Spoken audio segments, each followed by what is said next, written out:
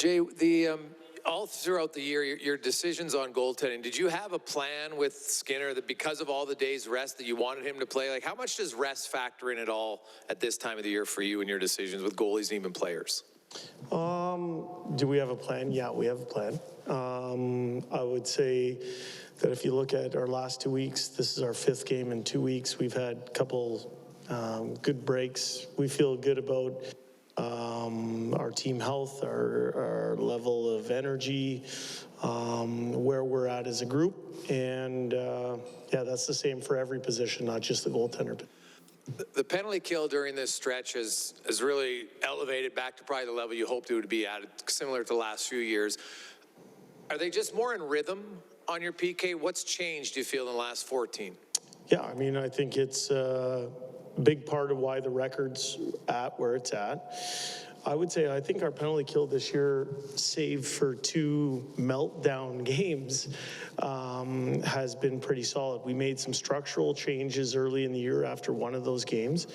You know, specifically down the stretch here, it's been aggressive. I think when you look at the amount of special teams goals scored, when you add them up and then you subtract the special teams goals against, you know, we're in a pretty decent spot. You know, I think we lead the league in shorthanded goals. So while we haven't been perfect on the kill this year, it's going in the right direction. Leading the league in shorthanded goals is a positive sign. And, you know, we like where it's at heading into game number 83. Is there any part of your game that you don't like right now heading into game 83? No, we've been real bullish on our team specifically since post-Christmas. We like where our game is heading. I have been saying that up here for a while now. You know, we're getting some results, which is nice. We have the chance to win our division and win the conference tonight, which is nice. But in the end, we want our game in the right spot so that it can find ways at the toughest time of year, and that's going to be next week. But that's next week. Right now, immediately in front of us are the San Jose Sharks. It's the last game of the regular season, but there's a lot to play for. You say there's a lot to play for, lines and pairings and everything look normal this morning. Yeah. No intention to rest anybody tonight, or? We'll see what comes out the gate, Ryan. So not willing to say at this point. Yeah. I mean, it is an important game, and there are still some standings and some maneuvering that can happen. So maybe just take me through that thought process in your head. You don't have to give me the answer, but weigh it out here. Rest versus a meaningful game. Yeah, you know what, I actually think the way this stretch has played out has allowed our team to get into a good rhythm. And, you know, I understand teams that maybe pull people out of the lineup and rest people, and that's everybody's own prerogative. But tonight we have the opportunity to win our division, win the conference. And I like the fact that our team is in a rhythm. I think when you look at minutes usage down the stretch, we're not overplaying anybody. You know, I like where our team's at.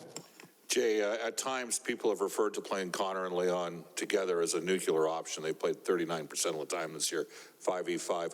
Was deploying Connor McDavid on the PK a nuclear option? He's been on the ice for 9 goals against.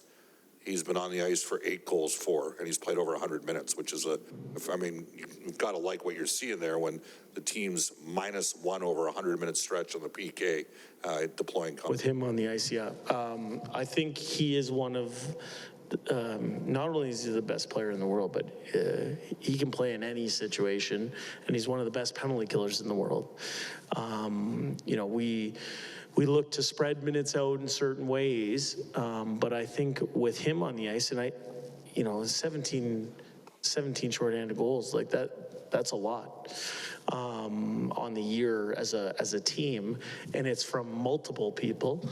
You know, I think his work on the penalty kill speaks for itself.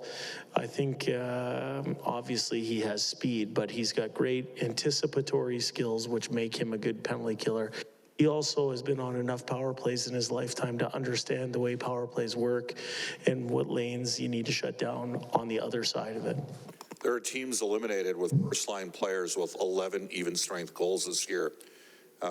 Fogle has 12. Ryan and Costin have 11 each. Can you speak to the depth that's been created and how those guys have supported your top-end guys during the course of the season? Yeah, I think those players on our team don't get enough credit. I think a lot of times they're overlooked because of some of the superstars that we're able to dress night in, night out.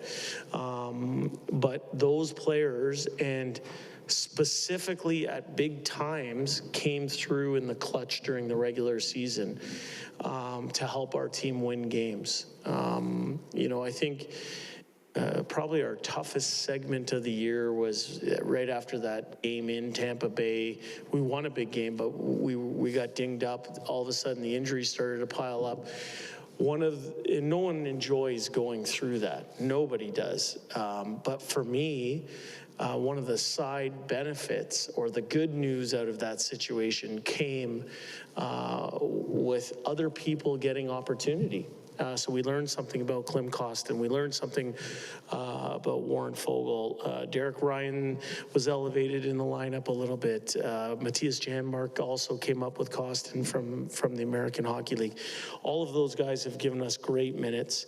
And while it's not always fun to go through those times, I think it is what brings the team together. I mean, what's that old saying that the path of least resistance isn't a very good teacher, but when there is adversity, that's when you learn a lot about yourself and your team. Jay, another game, another pair of milestones for your team. Of course, Derek Ryan and Zach Hyman playing in game number 500. They just kind of illustrate two different ways of getting to that number, don't they? Yeah, very much so. I got to speak to both of those guys this morning and congratulate them on this. Two heart and soul, two foxhole type players, two men that get everything out of what God gave them. You know, they're just phenomenal teammates, and it seems to me, despite their advanced ages, they keep getting better. Do you hope that Cody Cece's dad strength comes in right in time for the playoffs? His dad strength. Dad's strength. Well, he certainly had a few days off there, so he was able to nest properly and make sure that his wife and newborn are happy and healthy. And I think he's in a good headspace, and he'll draw into our lineup tonight. And we're excited to see what he can bring to our table tonight. Good. Thanks, guys.